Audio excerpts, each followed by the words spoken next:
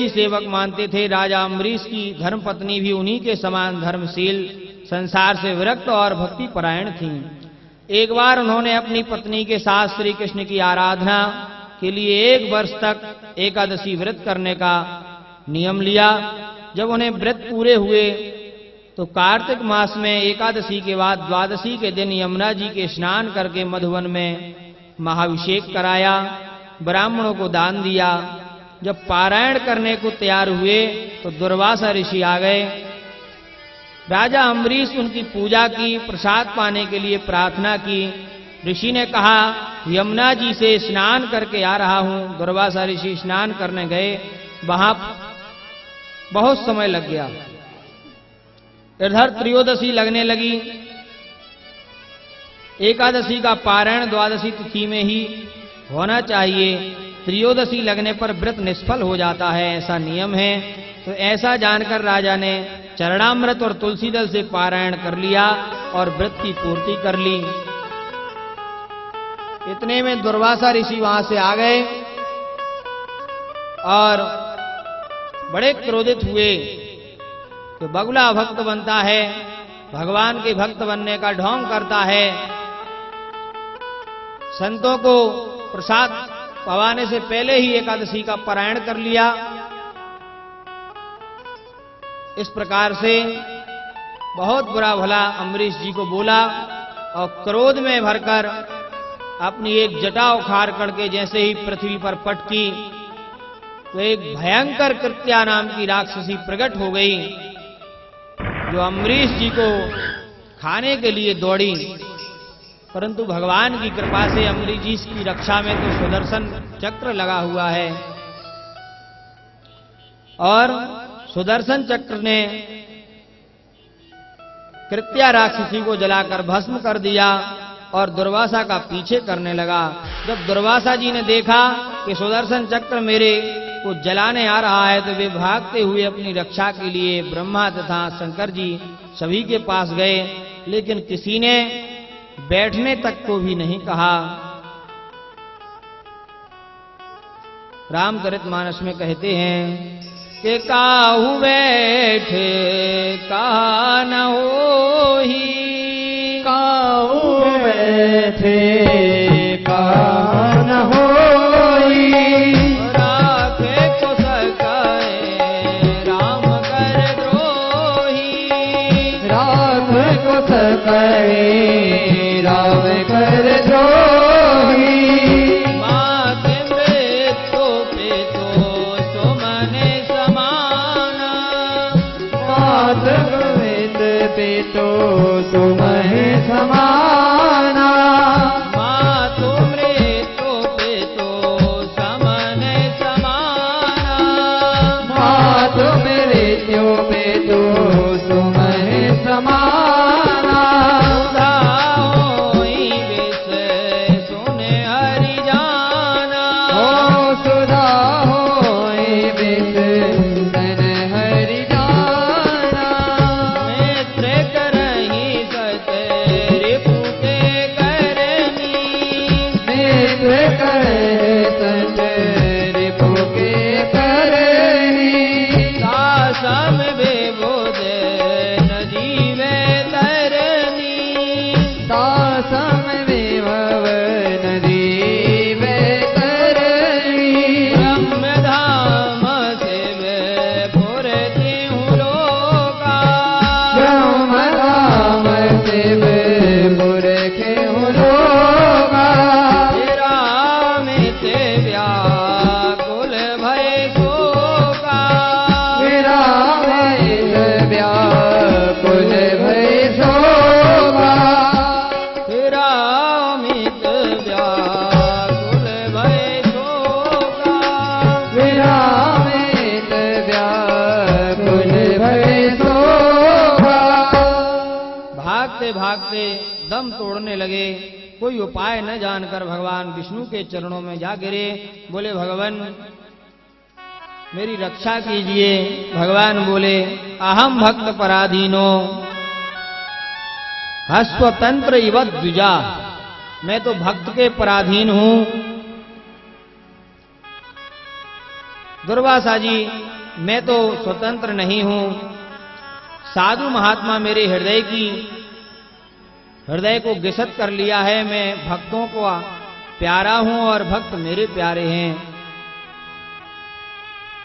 वशी कुर्वन्ति मां भक्त्या सस्त्रिया सत्पतिं यथा। जैसे सती स्त्री सतपति को बस में कर लेती है, वैसे ही भक्तों ने मुझको बस में कर लिया है। भगवान ने कहा, महर्षि, निरपराध संत पर जो बल का प्रयोग करता है वह उल्टे उसी को नाश कर देता है। साधु सुप्रहितम तेजा प्रहर्तुम कुरुते शिवः। आप जिस भक्तराज अम्बरीश के अपराध किया है उन्हीं से जाकर क्षमा मांगो, तभी तुम्हारी रक्षा होगी, अन्यथा नहीं। यहां भगवान ने उनके ब्राह्मणत्व और तपस्या के अभिमान को नष्ट किया है, क्योंकि तपोविद्या च विप्राणाम निश्रेयस्करम परम। भगवान ने कहा कि मानो आप ब्राह्मण हैं, आप में तपस्या और विद्या दोनों हैं, कल्याण की पूरी सामग्री है, परंतु आप में जो दुर्निता है, क्रूरता है, इससे आपका गुण और ढक रहा है। इसमें भगवान ने कहा कि आप उसी क्षत्रिय के पास जाइए और क्षमा मांगिए, तभी आप जीवित रह पाएंगे।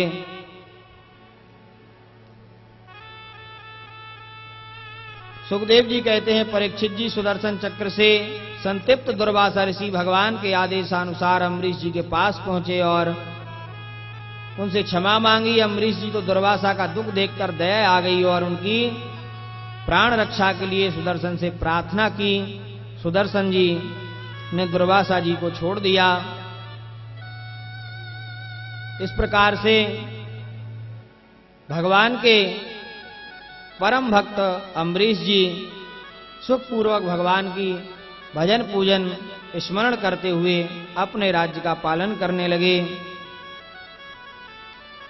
समय होता जा रहा है। आज आनंद कंद नंद नंदन यशोदावर्धन भगवान कृष्ण का जन्म भी करना है। तो आइए, कृष्ण जन्म से पूर्व हम लोग भगवान श्री राम के जन्म की कथा श्रवण करेंगे।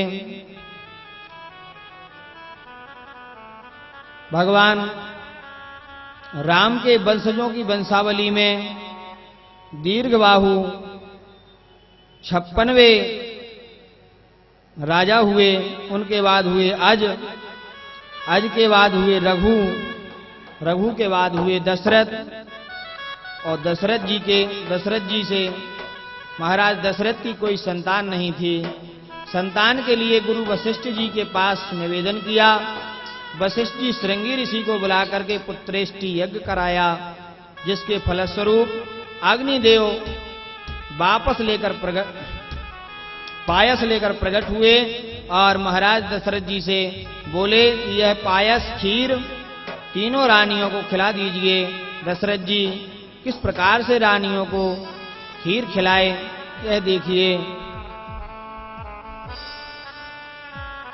अरे दुर्भागे कौशल्या ही दीन्हा, भाग कौशल्या ही दीन्हा, भाग कौशल्या ही दीन्हा, भाग कौशल्या दीन्हा।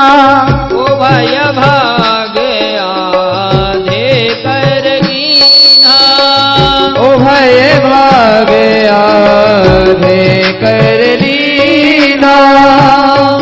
कई कह नृप सो दयाऊं, कई नृप सो दयाऊं। रयो सो भय